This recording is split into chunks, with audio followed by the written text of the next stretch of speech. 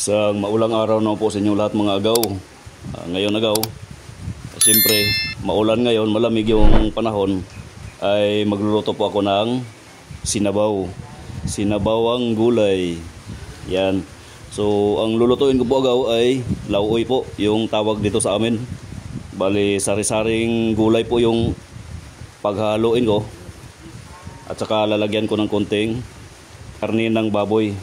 At ito po agaw yung gagamitin ko. Bali pata ng baboy. Bali maliliit na hiwa lang po ito para madali lang pong lumambot.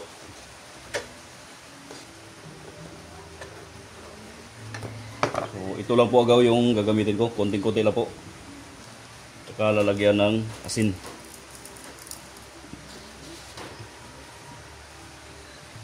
Yan. So ang mga pangsahog ko nito agaw na gulay ay meron po akong saluyot. So marami-rami po yung saluyot agaw.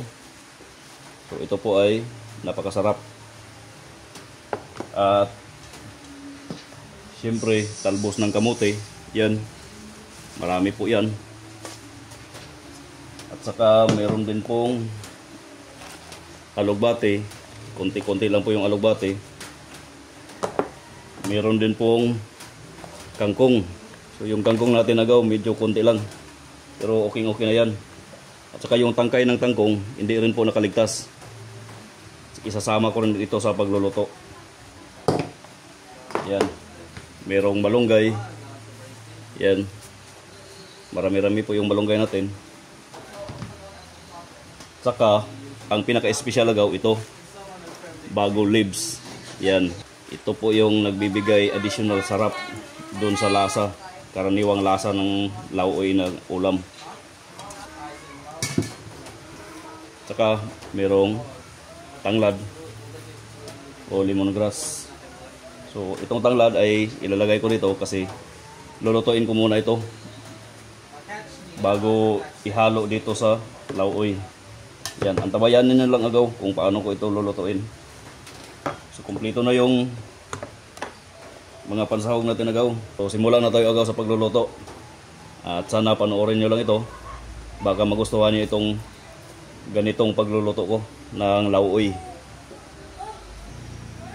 Kung makikita nyo po ay meron na po akong nagpapakulo muna ako ng tubig. At saka nagpapainit ako nitong kawali mga agaw para tustahin ko po itong karne. Pero hindi po masyadong tusta, yung parang golden brown lang po yung kulay para tumagas po yung kanyang taba kung meron man. Yan. So kasama na rin itong tanglad agaw. Yan, nilagyan ko na po ito ng asin kanina. At ngayon ay mainit na itong kawali natin. Hindi na ito masyadong didikit. Yan. Yan. At saka lalagyan ko ng kunting mantika. Yan. Para maluto po yung tanglad.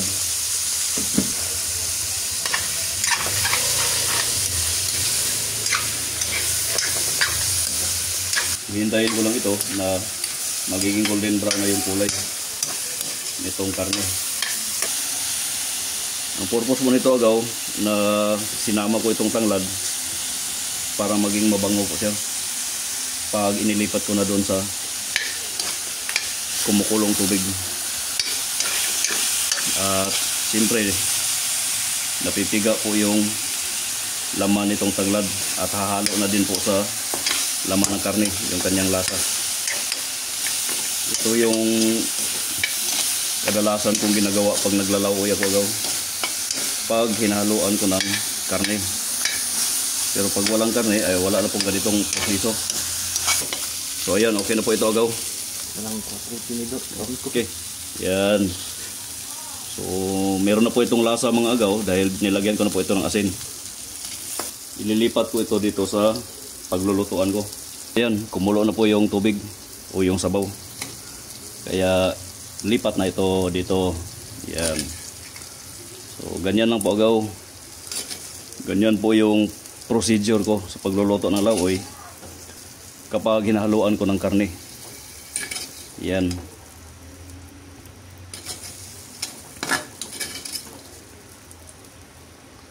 Yan, so kumulo na agaw. Lalagyan ko ng pansahog. Yan, kamatis. Ito pong kamatis ay nagbibigay po ito ng kaunting asim-asim. At siyempre, yung luya para medyo maanghang-anghang. At sibuyas. Yan. So, ito po ay papakuluin ko ng ilang minuto agaw para lumambot po yung karne. Tsaka babalikan po natin. 2 hours later. Yan, check natin agaw. At panigurado ito po ay malambot na yung kanyang laman. Yung karne. Yan.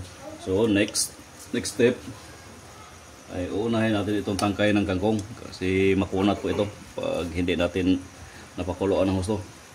Yan. Tsaka yung susunod itong talbos ng kamuti. Yan.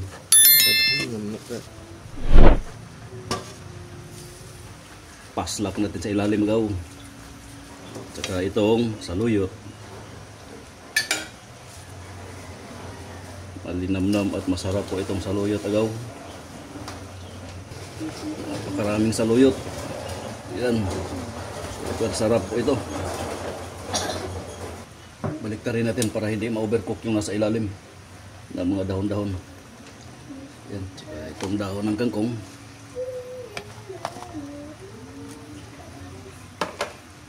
Alugbati. At saka itong bago natin. Yung bago leaves.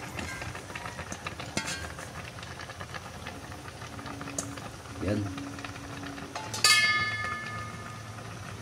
Halo-halo. Huli itong malunggay. Yan. Oh, this was what happened. Okay, punong-puno. Yan, lagyan ko lang additional na sabaw. Yan, para lalangoy po talaga siya. At matagal pong maubos yung sabaw. So ito po ay nilagyan ko na ng panimpla kanina. Yan. Konting takip. In 30 seconds, luto na.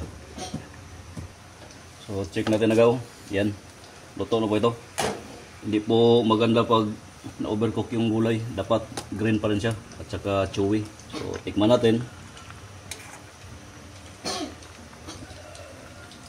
Yan.